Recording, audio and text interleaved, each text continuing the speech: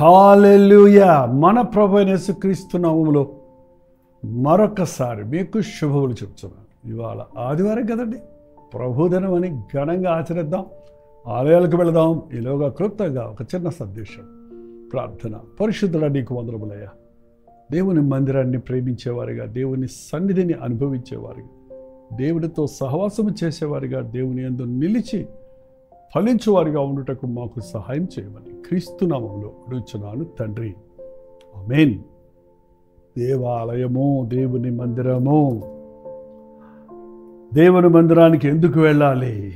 దేవునిని ఆరాధించుకోవడానికి వెళ్ళాలి. మన ఇళ్లలోనే మనం ప్రార్థించినా, మనం ఎక్కడ ప్రార్థించినా దేవుడు వింటాడు. ఆయన ఎక్కడిద్దరు ముగ్గురు ఆయన నామంలో కూడి ఉంటారో అక్కడ ఉంటానన్నాడు. అందుకని ఇప్పుడు మనం మందిరాలు మానేసి మన ఇళ్లలోనే కూర్చొని జూమ్లోనో లేక లైవ్లోనో మరి వాక్యం వినుకుంటూ కూర్చుంటే సరిపోద్ది అనుకుంటే అది అజ్ఞానం అండి. మందిరాన్ని ప్రేమించిన దావీదు బ్రతుకును మనం ఆలోచిస్తే ఆయన ఎన్ని విధాలుగా దీవించబడ్డాడు, పాలించబడ్డాడు, జాగ్రత్తపరచబడ్డాడు, బలపరచబడ్డాడు, స్థిరపరచబడ్డాడు, నడిపించబడ్డాడు, దేవునిని సంతోషపరచగలిగాడు, దేవుని వాంఛలను, హృదయాలోచనలు నెరవేర్చగలిగాడని చూస్తే దేవుని మందిరంలో కూర్చొని ఆయన ఆరాధించాలనే ఆశ, దేవుని మందిరంలోకి వెళ్ళుదాము రండని జనులు నాతో చెప్పినప్పుడు నేను సంతోషించి తిని అన్నాడు. నేను దేవుని వద్ద ఒక్కమర అడిగి తిని దానినే నేను అపేక్షిస్తున్నాను. నేను ఆయన సన్నిధిలో కూర్చొని ఆయన సన్నిధిని ఆ జీవితకాలం అంతా నేను ఆనందించాలని ఆశపడుతున్నాను అన్న దావీదు మాటలు ఆయన దేవుని సన్నిధిని, దేవుని రాజ్యాన్ని ఎంతగా ప్రేమిస్తున్నాడు అన్నది మనం అర్థం చేసుకుంటున్నాం, గ్రహించగలుగుతాం. మనం రోజంతా ఈ ప్రపంచంలో బతుకుతున్నాం, దినమంతా ఎక్కడెక్కడో తిరుగుతున్నాం, వారమంతా 6 రోజులు ఎక్కడెక్కడో తిరుగుతున్నాం. కనీసం ఒక రోజంతా దేవుని సన్నిధిలో ఉండాలనే ఆశ మనకు రావాలి కదా. దేవుని సన్నిధికి, మందిరానికి వెళ్తే నాకేమొస్తుందనే ప్రశ్నించే వారికి ఒక సమాధానం. కీర్తన 52, కీర్తన 52, 8వ వచనం. నేనైతే దేవుని మందిరములో పచ్చని ఒలీవ చెట్టు వలెనున్నాను, నిత్యము దేవుని కృపయందు నమ్మిక ఉంచి ఉన్నాను. నీవు దాన్ని నెరవేర్చితివి గనుక నేను నిత్యము నిన్ను స్తుతించదను.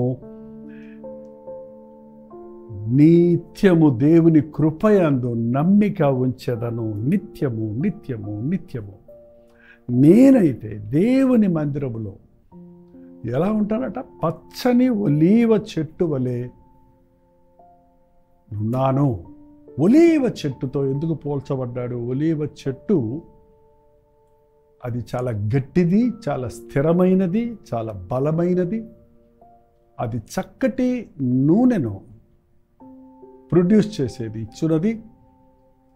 ఒలీవ చెట్టు బాగా ఎదుగునది, అది స్థిరముగా నిలబడినది. అనేక విధాలుగా దేవుని మందిరంలో నిలిచినప్పుడు నేను స్థిరపడతాను, బలపడతాను, దీవించబడతాను, అభివృద్ధి చెందుతాను, ఆశీర్వదించబడతాను అన్న సంగతిని దావీదు గుర్తించాడు. నా దేవుని మందిరములో నేను ఒలీవ చెట్టు వలె ఉన్నాను. ఎంతో ఎత్తుగా ఈ ఒలీవ చెట్లు ఎదుగుతాయి.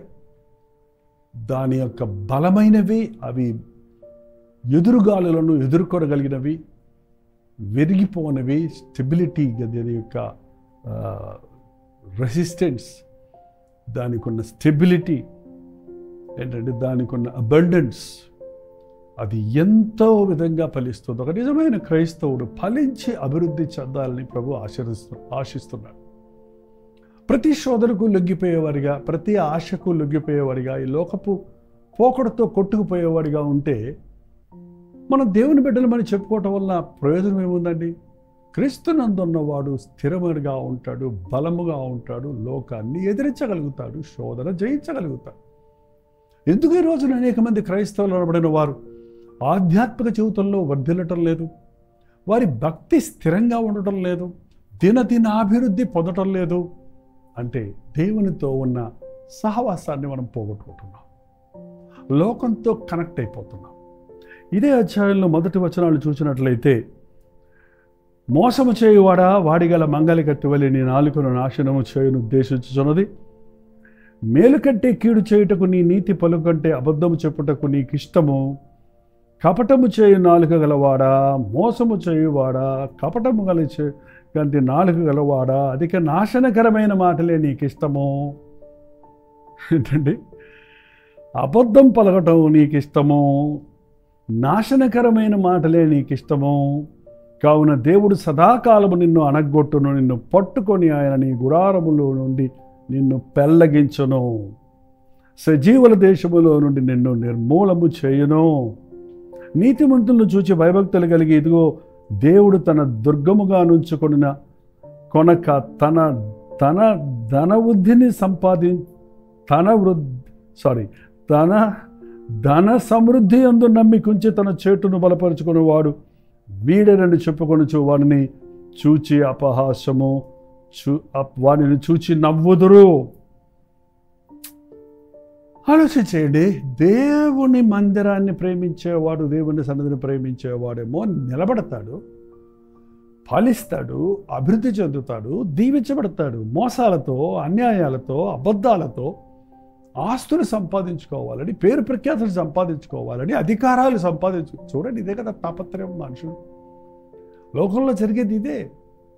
దేవుడు హెచ్చించాలని ఆశపడతలేదు, తను తానే హెచ్చించుకుంటున్నాడు. మనుషుల చేత హెచ్చించబడాలని కోరుకుంటున్నాడు, మనుషుల చేత పొగడబడాలని కోరుకుంటున్నాడు. మనుషుల్ని నప్పించడానికి, ఒప్పించడానికి ఎన్ని వేషాలైనా వేయడానికి సిద్ధంగానే ఉన్నారు, ఎన్ని అబద్ధాలైనా చెప్పడానికి సిద్ధంగానే ఉన్నారు, ఎన్ని మోసాలైనా చేయడానికి, ఎంత దౌర్జన్యంగానైనా ప్రవర్తించడానికి సిద్ధంగా ఉన్న ఈ దినాలలో నువ్వు నిలబడాలంటే, నువ్వు వర్ధిల్లాలంటే, నువ్వు దీవించబడాలంటే, నువ్వు దేవునికి ఇష్టడుగా ఉండాలంటే, నీవు సజీవుల దేశంలో ఉండాలంటే, అంటే పరలోక రాజ్య వారసుడు అవ్వాలంటే, ఆయన మందిరంలో, ఆయన సన్నిధిలో, ఆయన మాటలను వింటూ, ఆయనను ఆరాధించుకుంటూ, ఆయనతో సహవాసం కలిగిన వారిగా నిలిచి ఫలించాలని ప్రభు చెప్తున్నాడు. ద్రాక్షవల్లి నేను, తీగలు మీరు, నాలో నిలిచుంటేనే కానీ మీరు ఫలించలేరు. నాకు వేరే మీరు ఏమీ చేయలేరు. నా మాటలు మీ యందు నిలిచి ఉంటే మీరు బహుగా ఫలిస్తారు. మీరు ఫలించి అభివృద్ధి చెందాలని నేను ఆశిస్తున్నానని ప్రభు యోహాను సువార్త 15వ అధ్యాయంలో చెప్పిన వార్తలు ధ్యానించి చూడండి. దేవునితో సహాయం లేకుండా నీవెంత కష్టపడ్డా, నీవెన్ని అబద్ధాలు మోసాలు చేసి పక్కదారులు దొంగదారులు పట్టి ఏదో సంపాదించుకోవాలని ప్రయత్నించినా నీవు గాలి విసిరి మళ్ళీ తిరిగి రానట్టుగా కనపడకపోతా ఉన్నది బైబిల్ చెప్తూ ఉందండి. ఆదివారం నాడు ప్రభు సన్నిధికి వెళ్ళండి, కనీసం దినమంతా దేవునితో గడపండి, దేవుని సన్నిధిలో ఆనందించండి. కంగారుగా మందిరాలకు వెళ్ళి కంగారుగా వచ్చే వాళ్ళని చూస్తున్నామండి. ఏమేమో పనులు చేసుకుంటూ స్పీడ్గా ఒక బ్రేక్ తీసుకున్నట్టు మందిరంలో చిన్న ఒక అటెండెన్స్ వేయించేసుకొని కనబడేసి వచ్చేద్దామన్నట్టుగా చాలామంది క్రైస్తవులు ఉండడం ఈరోజు నేను గమనిస్తున్నానండి. అందువల్ల నీకు సమృద్ధి అయినటువంటి దీవెన, సంపూర్ణమైన ఆశీర్వాదం రాదండి. దేవుని మందిరాలను విజిట్ చేసే మందిరాలు కావండి. చాలా గుడులు ఉంటాయి మన దేశంలో. ఇక్కడ గుడుల్లోకి వెళ్ళినప్పుడు 1 నిమిషం 2 నిమిషాలు వాళ్ళు మొక్కుని వచ్చేస్తుంటారు. అలాగే ఆదివారం దేవుని మందిరానికి వెళ్ళి ఒక సిలువ వేసుకొని ఒక మాట చెప్పేసి వచ్చేద్దాం అనుకుంటే నీవు నిలిచి ఫలించేవాడిగా ఎలా ఉంటావు? నీ వేరు కిందికి వేరు తన్ని స్థిరపడి ఫలించకుండా నువ్వు ఎలాగా ఎదిగి అభివృద్ధి చెందగలుగుతావు? కిందికి వేరు తన్ని పైకి ఎదిగి ఫలించాలని దేవుని వాక్యం సెలవిస్తుంది. దేవునితో సమయం గడపాలి. దేవునితో సమయం గడుపుతున్నప్పుడు నీకు తెలియకుండానే నీ స్వభావములోనికి క్రీస్తు స్వభావము, నీ స్వభావము కడగబడి క్రీస్తు స్వభావంగా మారుతుంది. ఒక డయాలసిస్ చేసే పేషెంట్ని చూడండి, అతని శరీరంలో ఉన్న చెడు రక్తాన్ని ఆ యంత్రంలోనికి పంపించి అది శుద్ధి చేసి మరొక ట్యూబ్ ద్వారా మళ్ళీ ఆ శరీరంలోనికి ఆ ప్యూరిఫై అయిన రక్తాన్ని పంపిస్తుంటారు. అప్పుడు అతను ఆరోగ్యంగా తిరిగి లేవగలుగుతున్నాడు. అలాగే మన పాతాదాము యొక్క స్వభావముతో ఉన్న poisonous sinful blood should be sanctified. అది ప్రతిసారి ఎప్పటికప్పుడు దేవుని సన్నిధిలోనికి వెళ్ళి రెన్యూ అవుతూ ఉండాలి. మనం ఆఫ్టర్ ఆల్ ఒక డయాలసిస్ చేయడానికి 5 hours అతను పోయి హాస్పిటల్లో కూర్చోవలసి వస్తుంది. మనం ఒక 3 hours కూడా దేవుని సన్నిధిలో ఉండడానికి వెనకాడుతుంటే ఇక ఎలాగో నీవు శుద్ధీకరించబడతావు, నీ తలంపులు ఎలాగ వడకట్టబడతాయి, నీ హృదయాలోచనలు ఎలాగ ప్యూరిఫై అవుతాయి, దేవుడి ప్రణాళికలు నీవు ఎలా ఎరగగలుగుతావు, అర్థం చేసుకోగలుగుతావు, దేవుడి చిత్తానికి నీవు అప్పగించుకున్నట్లుగా నీ హృదయాన్ని ఎట్లా సిద్ధపరచుకోగలుగుతావు.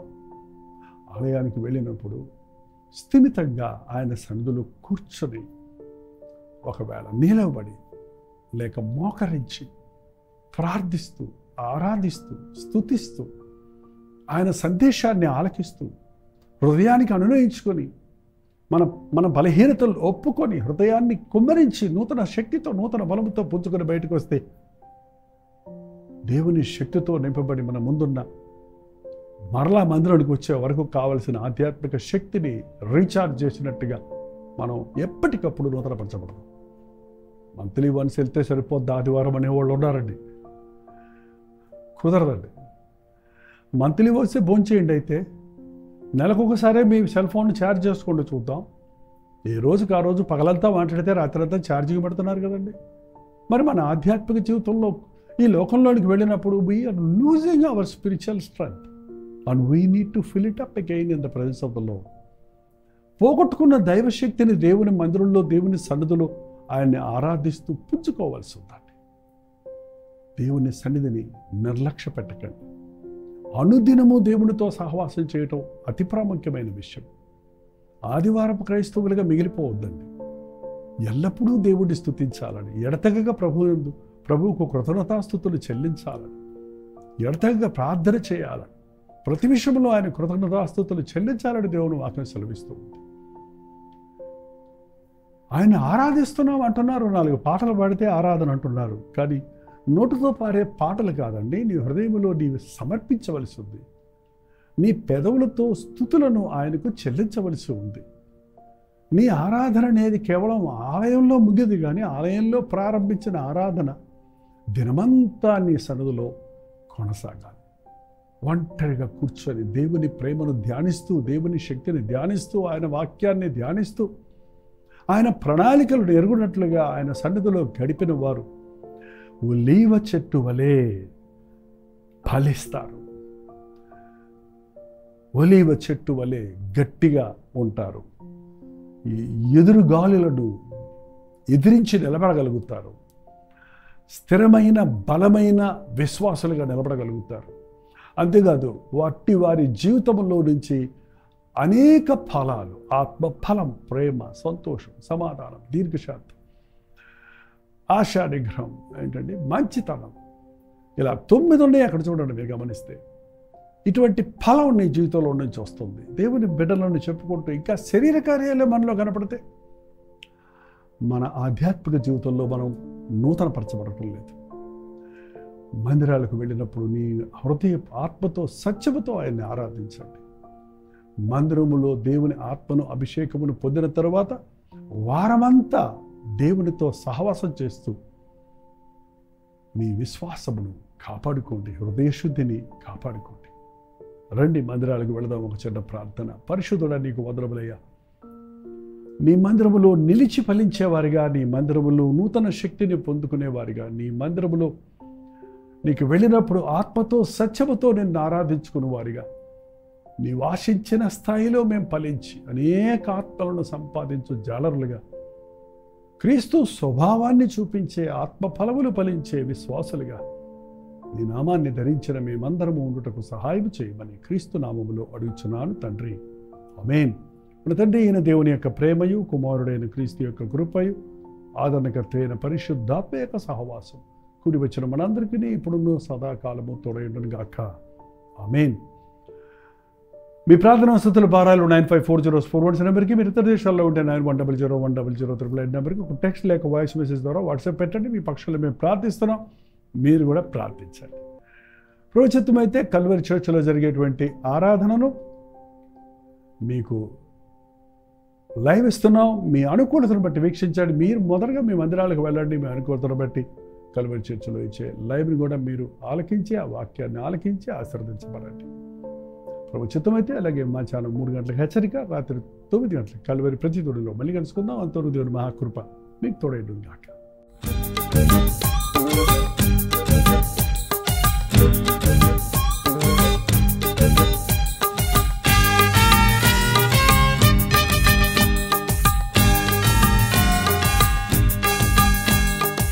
హల్లెలూయా. దోహా పరిసర ప్రాంతాల్లో ఉన్న వారికి శుభవార్త. ప్రభు చిత్తమైతే ఈ నెల నవంబర్ నెల 26, 27 తారీఖుల్లో 2 దినములు ప్రత్యేకమైన సువార్త కూడికలను ఖతర్ దేశంలో ఉన్న దోహాలో ఏర్పాటు చేస్తున్నాం. అక్కడ ఉన్నటువంటి దైవజనులు ఈ మీటింగులు ఏర్పాటు చేయడం జరుగుతుంది.